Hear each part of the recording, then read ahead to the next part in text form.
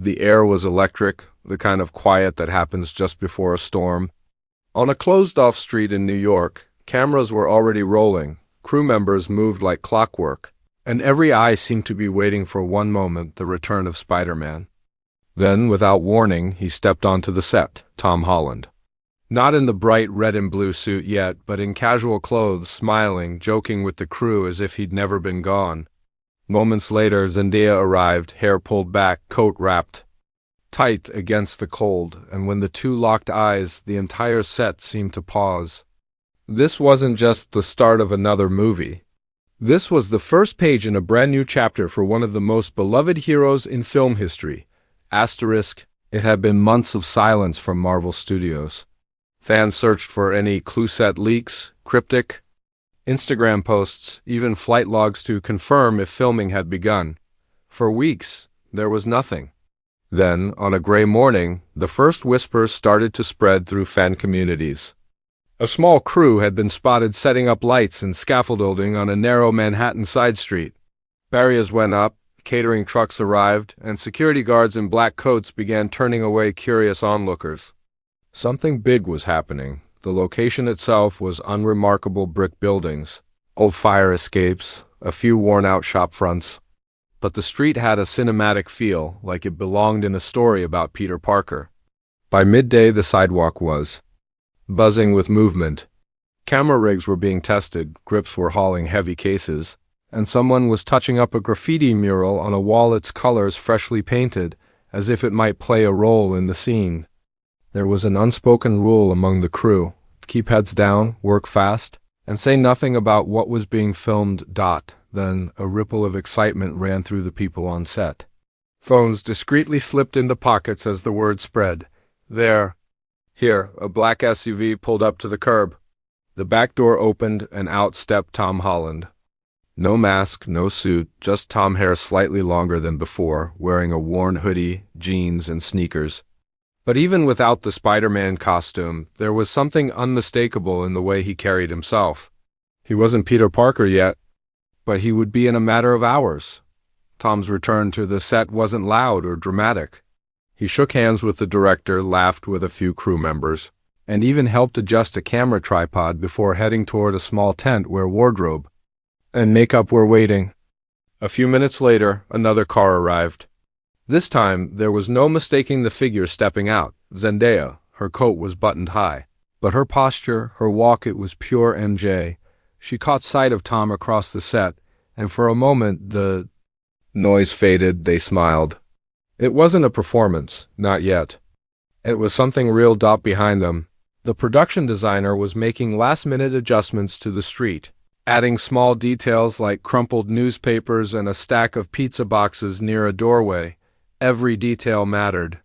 In the Marvel universe, even the smallest object could hint at a bigger story. Was this the street Peter now called home? Was this the first time MJ would see him again after the events of No Way Home? No one knew. But the crew acted as if they were guarding a state secret. That's when the first glimpse of the new Spider-Man suit appeared, or at least part of it. An assistant carried a garment bag past the crew, the zipper slightly open. Inside, flashes of deep red and midnight black fabric caught the light. The colors were richer, the texture more detailed than before. It was a design that looked both modern and classic, a nod to the comics but with a sharp, cinematic edge. Tom disappeared into the tent, and the mood on set shifted. It wasn't just excitement anymore, it was anticipation. Everyone knew that the next time he emerged, it wouldn't just be Tom Holland walking out. It would be Spider-Man stepping back into the world for the first time in years, and somewhere just beyond the barricades, fans had gathered. They couldn't see much, but every so often, a murmur rose when a crew member carried out a prop or when someone spotted Zendaya walking between setups. Security tried to move them along, but the fans stayed. They knew something unforgettable was about to happen. If you want, I can now continue with Section 2, where Tom suits up for the first time. The atmosphere builds even more, and we start hinting at the brand new day storyline without giving spoilers. Asterisk minutes felt like hours as the crew waited.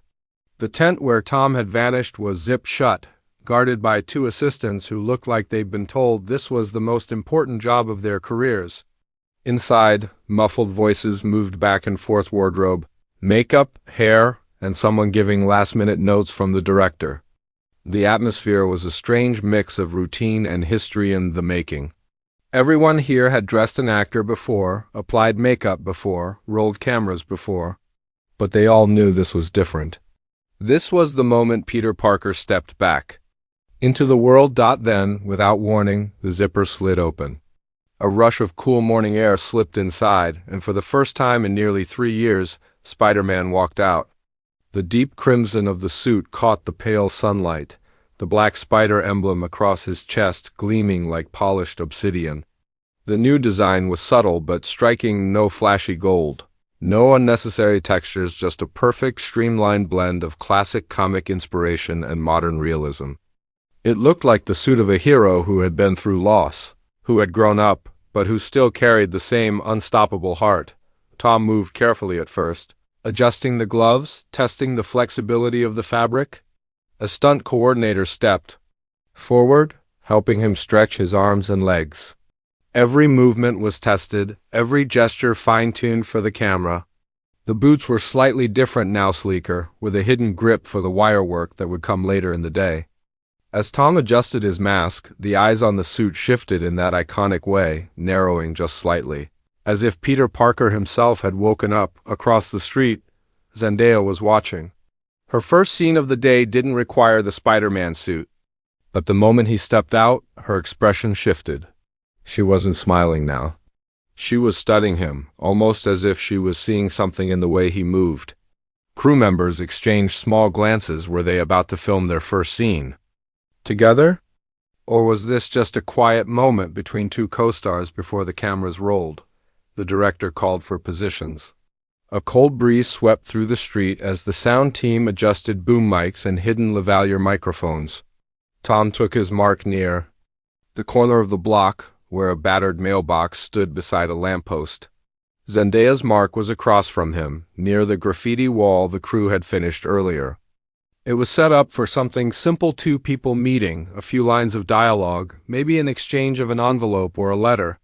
But the way the camera was being framed, it felt like this was more than just a conversation. A production assistant whispered something about Scene 1-2A into a walkie-talkie.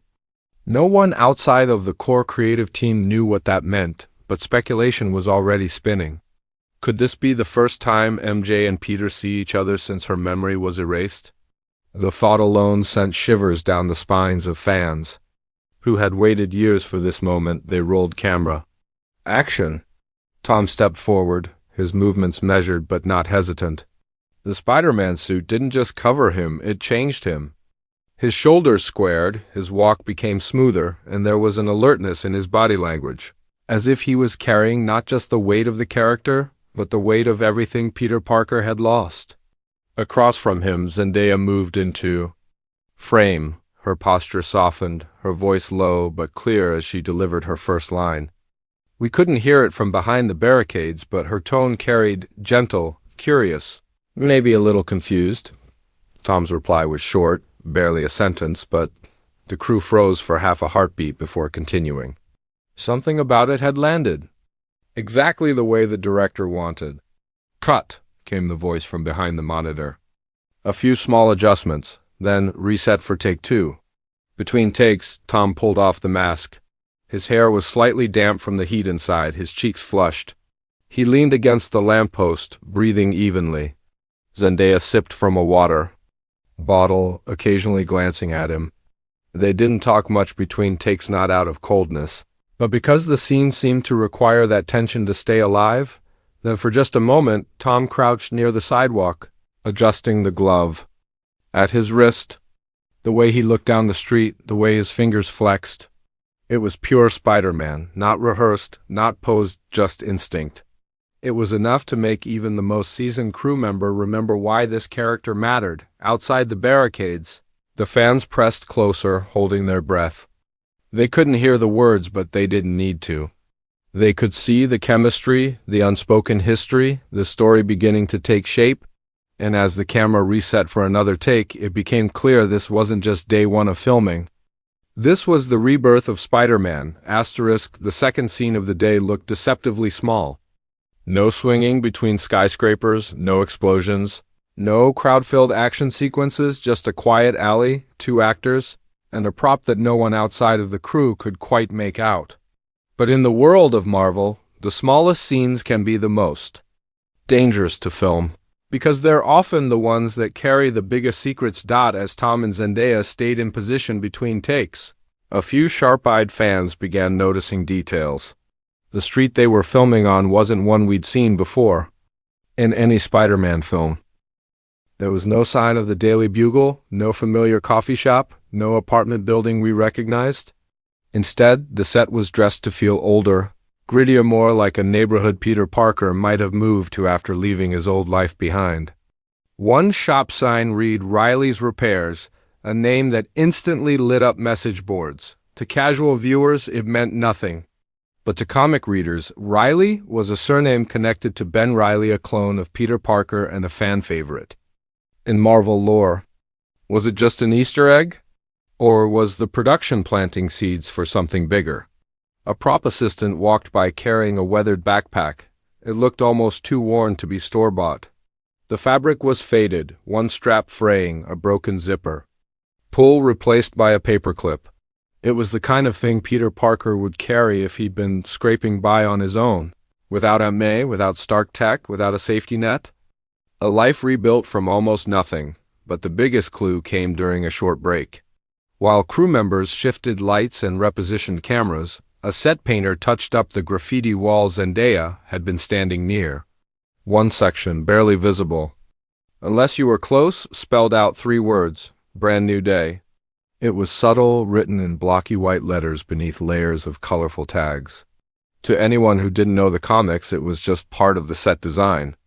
But for those who did, it was practically a confirmation. In Marvel's comic history, Brand New Day marked a complete reset for Peter Parker's life after the devastating events of One More Day, where a deal with Mephisto erased his marriage to MJ and altered reality so she no longer remembered him. It was controversial, divisive, but it gave Peter a fresh start, living in a small apartment, broke, anonymous again. And now, watching Tom Holland's Peter walk these new streets, that same energy was here. Between takes, Tom kept his mask on, occasionally nodding at the director's notes but otherwise staying silent. Zendaya, however, seemed to be studying him in a way that felt intentional, not as MJ in love, but as someone trying to understand this stranger standing in front of her. Was this the first step in her remembering who Peter really was? Or would this film take the braver route, keeping her in the dark, forcing Peter to rebuild without her? The crew moved in for a tighter shot. A small package, wrapped in brown paper, was placed in Zendaya's hands. She turned it over slowly, her fingers brushing against the edges, as if feeling for something inside. Tom stepped closer, speaking just 3 quiet words before turning away. The director called "cut," and the package was whisked away before anyone could get a second look. From the barricades, fans shouted questions. Was the package important? Was it for MJ? Was it even part of this scene, or just a prop for something later? Security ignored them, focusing on clearing the path for the next setup. But there was one moment no one could ignore. As Tom walked back toward the tent, Zendaya called after him, not in character but as herself. "You good?" she asked, her voice carrying across the quiet set. Tom gave a small smile, but didn't answer. Instead, he ducked back into the tent, leaving only the faint rustle of fabric and the sound of the zipper closing. It was a small exchange, maybe meaningless to some, but to those watching closely, it felt like something in this film, just like Peter's new life was being kept locked away until the exact right moment. And on day 1 of filming, that moment hadn't come yet. For most of the morning, everything on set had been handled with military precision. The schedule ran like clockwork. The actors stayed within their marks, and every movement of the camera was pre-planned down to the inch. But even the most tightly managed production can't control everything, especially not in the middle of New York City. It started with a sound. Faint at first, but growing louder cheers, whistles, the kind of noise that doesn't belong on a closed set. Heads turned toward the barricades, where the small group of fans had grown into a crowd. At some point between takes, word had spread through social media. Tom and Zendaya are filming here. Spider-Man is back. By the time the third scene was being prepared, the opposite sidewalk was packed shoulder to shoulder with people. Many holding up phones, some wearing Spider-Man shirts or homemade masks. Security moved to keep the sidewalk clear, but the noise carried. Tom, still in the Spider-Man suit, was standing in position when a chant broke out, "Spidey! Spidey!" It wasn't part of the scene, but his head turned just slightly toward the sound. Under the mask, no one could see his expression, but the way his shoulders lifted, just a fraction, told its own story. This wasn't Peter Parker listening to the city. This was Tom Holland hearing his fans, and for a second, the line between the two blurred. The director raised a hand to pause the take. Zendaya, already in character, stepped back to let the crew handle it. But instead of ignoring the crowd, Tom did something unexpected. He broke from his mark, walked to the edge of the set, and waved. The cheers doubled instantly. A few crew members looked concerned. This wasn't on the call sheet, but no one stopped him. Then, in a move that no one could have planned, Tom crouched low in the middle of the street, resting on the balls of his feet in that signature Spider-Man pose. He didn't say anything, didn't strike a dramatic movie version of the pose, just the simple, casual crouch that Peter Parker might do while waiting for the right moment to swing away. The crowd erupted, and even a few members of the crew grinned. Zendaya, still across the street, raised an eyebrow, but didn't break character. She simply folded her arms, watching him with the kind of half-smile that could be read two ways: amusement at the man she knew, or MJ seeing Spider-Man for the first time in a long time. Cameras weren't rolling for this moment, but in the minds of the fans watching, it was already etched into memory. The assistant director eventually called everyone back into place, but something had shifted. The energy on set was lighter now, less guarded. Between takes, Tom and Zendaya actually started talking quietly, but with smiles that felt genuine. Tom adjusted the wrist web shooters on his suit, showing Zendaya some detail on the design, as she nodded as if impressed. A makeup artist came over to powder her face, but she kept glancing back at him, almost like she was studying this new version of Peter Parker as closely as the fans were. But just as the crew prepared to resume shooting, the sky changed. The thin gray clouds overhead broke apart, revealing a sudden beam of golden afternoon light that fell right onto the alley where the two actors stood. It was the kind of lighting you can't plan for, it just happens, and when it does, you use it. The director didn't hesitate. "Roll camera?" The scene played differently this time.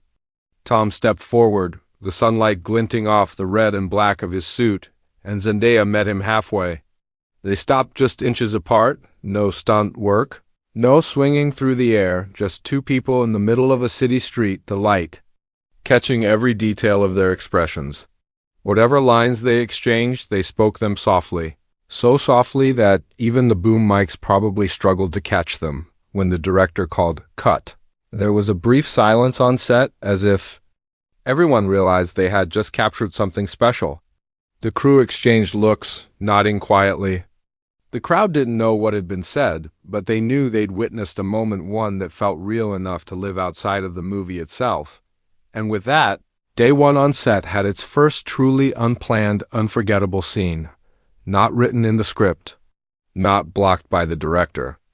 Just Spider-Man, MJ, and the city around them, reminding everyone why this story still mattered. If you want, I can make Section 5 the escalation, where rumors begin spreading online that day, with leaked blurry photos and exaggerated insider claims, forcing the production to respond while still trying to keep Brand New Day's real plot hidden. That would set up the second half of the video with suspense and fan speculation.